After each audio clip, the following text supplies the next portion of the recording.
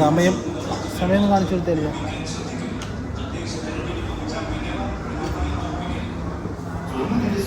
ഇത്രയുടെ കുറെ നേരെ സമയം കാണിക്കാൻ പറഞ്ഞത്. ഫോണെടുത്ത് തിരിച്ചു വെച്ചാൽ മതി. 1:46 കേട്ടോ. നമ്മൾ ഇന്നലെ വെളുപ്പിന് 3 മണിക്ക് നമ്മൾ കളങ്കാവിൽ കാണാൻ പോയിട്ട് രാവിലെ 7 മണിയൊക്കെ ആയപ്പോൾ എഴുന്നേറ്റതാണ്. ഏകദേശം ഉറങ്ങിയില്ല, ഓൾറെഡി ഉറക്ക ക്ഷീണമുണ്ട്. അപ്പം എൻ്റെ ഒരു പുതിയ ലെൻസ്, നമ്മൾ ക്യാമറ എടുത്ത് എല്ലാവരും കണ്ടല്ലോ. അപ്പം ലെൻസ് ഞാൻ പുതിയല്ല, സെക്കൻഡ് ഹാൻഡ് ലെൻസ് ഒരെണ്ണം എടുത്തിട്ടുണ്ട് കേട്ടോ. അതിപ്പോൾ ഞാൻ KSRTCയിലാണ് കയറ്റി വിട്ടിട്ടുള്ള. ബസ് എവിടെയൊക്കെയാണ് എന്തോ നമ്മളൊരു 2 മണി 3 മണിയൊക്കെ ആവുന്നവരെ വെയിറ്റ് ചെയ്ത് നിന്ന്, അതായത് രാവിലെ ആവുന്നവരെ വെയിറ്റ് ചെയ്യാൻ വയ്യ. അതുകൊണ്ട് വീട്ടിൽ നിന്ന് വെളുപ്പിനല്ല, വീട്ടിൽ നിന്ന് രാത്രി തന്നെ നമ്മൾ വണ്ടി പിടിച്ച് നേരെ കൊല്ലത്ത് വന്ന് നിൽക്കുന്നു. കൊല്ലം ഡിപ്പോയിൽ വന്ന് നിൽക്കുകയാണ് കേട്ടോ, ആ ലെൻസ് എടുക്കാനായിട്ട്. ഉറക്കം വന്ന് തൂങ്ങി നിൽക്കാം, പക്ഷേ നമ്മൾ വരുമ്പോൾ തന്നെ സാധനം തൂക്കാൻ വേണ്ടി നിൽക്കുകയാണ്. ഓക്കെ, സാധനം ഇപ്പോൾ എത്തും. തമിഴിനെ വിളിച്ചുകൊണ്ട് ഇറങ്ങിയിട്ടുണ്ട്. തൃശ്ശൂരിൽ നിന്നാണ് ഞാൻ ലെൻസ് എടുത്തിട്ടുള്ളത് കേട്ടോ. അപ്പോൾ എൻ്റെ ഒരു അബി എന്ന് പറഞ്ഞൊരു ഫ്രണ്ടാണ് ആ ഒരു ഷോപ്പ് സജസ്റ്റ് ചെയ്ത് തന്ന് എങ്ങനെയാണ് അപ്പം സാധനം എടുത്തത്. അപ്പം രാവിലെ വന്നാലും മതിയായിരുന്നു, രാവിലെ നേരം വെളുപ്പിച്ച് വന്നാലും മതിയായിരുന്നു. പക്ഷെ അറിയാം, ഈ കാറ്റ് നിൽക്കാൻ വയ്യാത്ത അവസ്ഥയായിപ്പോയി. അപ്പോൾ അതുകൊണ്ട് രാത്രി നമ്മൾ വന്ന് കൊല്ലം ഡിപ്പോയിൽ വന്ന് വെയിറ്റ് ചെയ്യണം കേട്ടോ.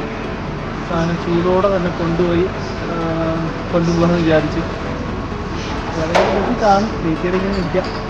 ബസ് വരാൻ ഇനിയും കുറച്ച് ലേറ്റ് ആകും കേട്ടോ. ഇപ്പോൾ കുറച്ച് ഉറക്കം ഇങ്ങനെ കണ്ണു വന്നപ്പോൾ നമ്മൾ ഇവിടെ ആ കാറി വന്ന് ഇരുത്തിയിട്ടുണ്ട്.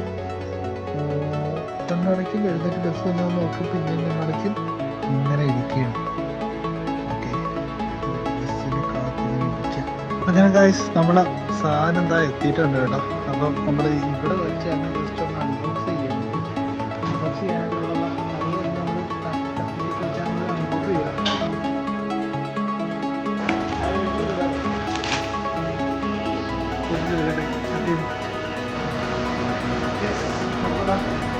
സാധനം കിട്ടിയിട്ടുണ്ട്.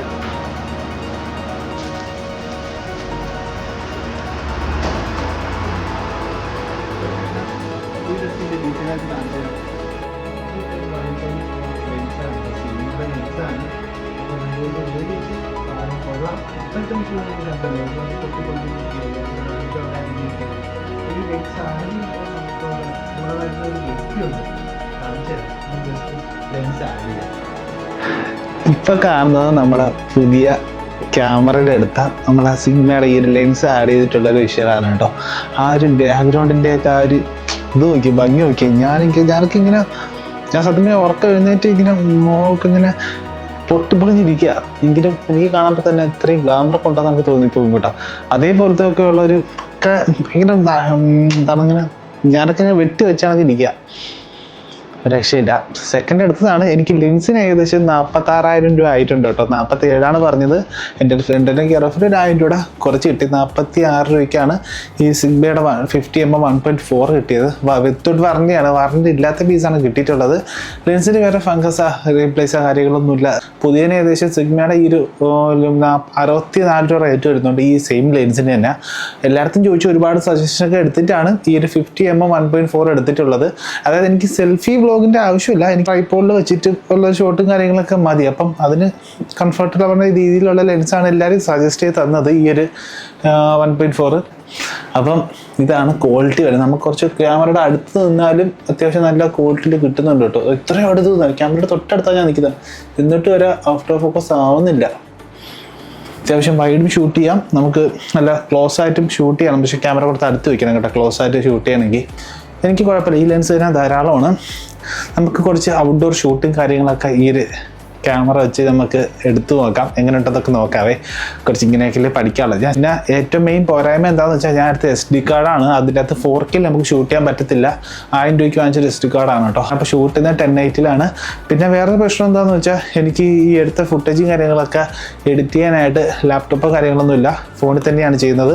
ഫോൺ ഈസി ആയിട്ട് നമുക്ക് എക്സ്പോർട്ട് ചെയ്ത് ഫോണിൽ എഡിറ്റ് ചെയ്ത് ഇടാം. പക്ഷേ ലാപ്പിൽ ചെയ്യുമ്പോൾ കുറച്ചും കൂടെയൊക്കെ ഡീറ്റെയിലിംഗ് കിട്ടുമെന്നാണ് പറയുന്നത് ലാപ്പിൽ നിന്ന് എക്സ്പോർട്ട് ചെയ്യാൻ നേരത്ത്. തൽക്കാലം ഫോൺ മതി. ഓക്കെ, നമുക്കിനി കുറച്ച് ഔട്ട്ഡോർ വീഡിയോസും കാര്യങ്ങളൊക്കെ ഷൂട്ട് ചെയ്യാം, എങ്ങനെയുണ്ടെന്ന് നോക്കാം. ഓക്കെ, ഞാൻ ജസ്റ്റ് ഒന്ന് ഈ ഒരു ലെൻസിൽ സെൽഫി വ്ളോഗ് നോക്കിയാണ് കേട്ടോ. അതാ ഈ ഒരു ക്ലോസിലായിരിക്കും നമ്മളെ ഫേസ് കിട്ടുന്നത് സെൽഫി വ്ലോഗ് നോക്കാൻ നേരത്ത്. അതല്ലെങ്കിൽ കുറച്ച് നല്ല വൈഡായിട്ടുള്ള ലെൻസ് എടുക്കേണ്ടി വരും. നമ്മുടെ എക്സ്പെർട്സ് ഇതായിരിക്കുന്ന അഡ്വഞ്ചർ ഇതാ ഉണ്ടോ, ഇതൊക്കെ ഇങ്ങനെയൊക്കെ വരാൻ നേരത്താണ് നമ്മുടെ ലെൻസിൻ്റെ ഇഷ്ടം. നമുക്ക് കുറച്ച് ദൂരോട്ട് മാറിയിരിക്കേണ്ടി വരും. ഓക്കെ, RC രാവിലെ അടുത്ത് പുറത്ത് വെച്ചേക്കാണ്. ഇലക്ഷനാണെന്ന് പോയി വോട്ടൊക്കെ ഇട്ടിട്ട് RC പുറത്ത് വെച്ചേക്കാണ് കേട്ടോ. RC ചെയ്താൽ ഞാൻ ഡിപ്പ് വർക്ക് ജസ്റ്റ് ഞാൻ കാണിച്ചു തരാം. നമ്മളെ ഹ്യൂറൈഡ് എന്ന് പറഞ്ഞ് നമ്മൾ അഡ്വഞ്ചർ ചെയ്ത സെയിം ടീമിൻ്റെതാണ് നമ്മളെ ഈ ഒരു ഡിപ്പും ചെയ്ത നമ്മൾ ഫുൾ ബ്ലോഗിങ് കണ്ടില്ലായിരുന്നു. ഈ ഒരു ക്യാപ്പിൻ്റെ അവിടെ ബാറ്ററി ക്യാപ്പിൻ്റെ അവിടെ, അതേപോലെ തന്നെ ഇതാ ഈ ഒരു ചെയിൻ കവറിൽ കാർബൺ ഫൈബർ ഡിപ്പ് ചെയ്തിട്ടിട്ട് നൈസ് വർക്കാണ് കേട്ടോ വർക്ക്. അപ്പോൾ RCയിലല്ല, നമ്മളിന്ന് നമ്മുടെ പോളോയിലാണ് പോകുന്നത്. പോളോയുടെ ഇവിടെ കുറച്ച് പെയിൻറ് ചെയ്യാനൊക്കെ ഉണ്ട് കേട്ടോ. ഈ ഒരു ഫ്രണ്ട് ബമ്പറിൻ്റെ ലിപ്പിൻ്റെ ഭാഗത്തായിട്ട് കുറച്ച് പെയിൻറ്റിങ് വർക്കും കാര്യങ്ങളൊക്കെ ഉണ്ട്. അതൊക്കെ പോയി ചെയ്യണം. വണ്ടി ഫുള്ള് പൊടിയായിട്ടിരിക്കുക കണ്ടില്ലേ. അപ്പോൾ ദാ നമ്മുടെ ഷോപ്പ് എത്തിയിട്ടുണ്ട്. ഇത് ഏതിൻ്റെ അന്നപ്പോൾ തൊട്ട് തിരക്കാം. ഓട്ടം കിട്ടാ, വോട്ട് കാണിച്ചോട് ഉണ്ടാ, അവന് വോട്ടിട്ട്. Good morning. ഉച്ചയായി ചെയ്യാനുള്ള ഓൾറെഡി 3 വണ്ടി ഇവിടെ വന്നിട്ടുണ്ട് കേട്ടോ. ഇലക്ഷൻ ആയതുകൊണ്ട് സ്റ്റാഫിൽ കുറച്ച് താമസിച്ച് വരുള്ളൂ. 3 വണ്ടിയുടെ ലിസ്റ്റും കാര്യങ്ങളൊക്കെയാണ് വർക്ക് ചെയ്യാനുള്ള. അതായത് ഡ്യൂക്ക് അവിടെ ഇരിപ്പുണ്ട് വർക്കിനുള്ള.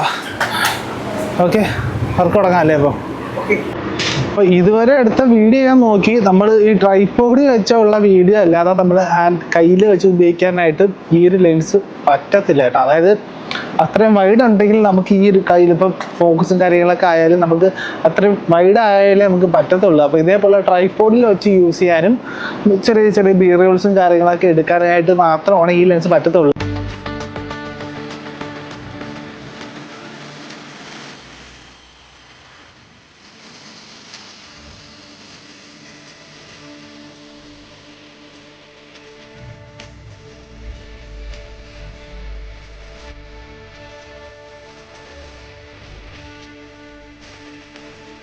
അപ്പോൾ അതാ വീണ്ടും നമ്മളെ കാർ എടുത്തുകൊണ്ട് ജസ്റ്റ് ഒന്ന് പുറത്തോട്ട് ഇട്ടിട്ടുണ്ട്. കാർ ഫുള്ള് പൊടിയായിട്ടിരിക്കുകയല്ലേ, രാവിലെ കാണിച്ചു തന്നല്ലോ. എന്നിട്ട് ചുമ്മാ വീഡിയോ എടുക്കാൻ വേണ്ടി ചുമ്മാ എടുത്തിട്ടതാണ്. ഒന്ന് കഴുകിയിട്ടൊന്ന് മുകളിലൊക്കെ ഫുള്ള് കാറ്റൊക്കെ തോന്നി ഇട്ടായിരിക്കുകയാണ് കേട്ടോ. ഫുള്ള് സിന്നായിട്ട് ഇരിക്കുക. ഒന്ന് കഴുകിയിട്ടൊന്ന് അടിപൊളിയായിട്ട് വീഡിയോ അവർക്ക് എടുക്കണം. ചുമ്മാ എന്തായാലും ഇപ്പോൾ ചെറുതായിട്ടൊന്ന് എടുത്ത് കേട്ടോ. വീഡിയോ എടുക്കാനുള്ള ഒരു തൊഴിൽ കാരണം കുറച്ച് വീഡിയോസും കാര്യങ്ങളൊക്കെ എടുത്തിട്ടുണ്ട്. ഓക്കെ, അപ്പോൾ നമ്മൾ ഇന്നത്തെ വീഡിയോ അപ്പോൾ ഇത്രയൊക്കെ തന്നെ ഉള്ളായിരുന്നു. ജസ്റ്റ് ഒരു ഡെയിലി വ്ലോഗ് പോലത്തെ ഒരു സംഭവം ചെയ്തതന്നെ ഉള്ളൂ കേട്ടോ. ക്യാമറ ഉപയോഗിക്കുന്ന ഒരുപാട് ആൾക്കാർ ഈ ഒരു വീഡിയോ കാണാതിരിക്കുക. എന്തെങ്കിലും ഞാൻ അപ്ഗ്രേഡ് ചെയ്യാനുള്ള, അല്ലെങ്കിൽ ഇപ്പോൾ ഞാൻ ഷൂട്ട് ചെയ്യുന്ന ഇപ്പോൾ ചെറിയ കളർ ടൂൺ ചെയ്തായിട്ട് മാറ്റിയിട്ടാണ് ഇട്ടേക്കുന്ന. ഇതിൽ തന്നെ എന്തെങ്കിലും വ്യത്യാസം വല്ലതും ചെയ്യാനുണ്ടെങ്കിൽ നിങ്ങൾ ജസ്റ്റ് ഒന്ന് കമൻറ്റ് അയച്ചേക്ക്. ഞാൻ എല്ലാം വായിക്കുന്നുണ്ട്. അല്ലെങ്കിൽ ഇൻസ്റ്റാഗ്രാമിൽ കയറി പേഴ്സണലായിട്ട് എനിക്ക് അയച്ചാലും മതി. എന്തെങ്കിലും ടിപ്പ് എനിക്ക് തരാനുണ്ടെങ്കിൽ അതും ഞാൻ സ്വീകരിക്കുന്നതാണ്. നമുക്കിനി മറ്റൊരു കിടിലൻ വീഡിയോ ആയിട്ട് നമുക്ക് വീണ്ടും വരാം. Okay, good bye.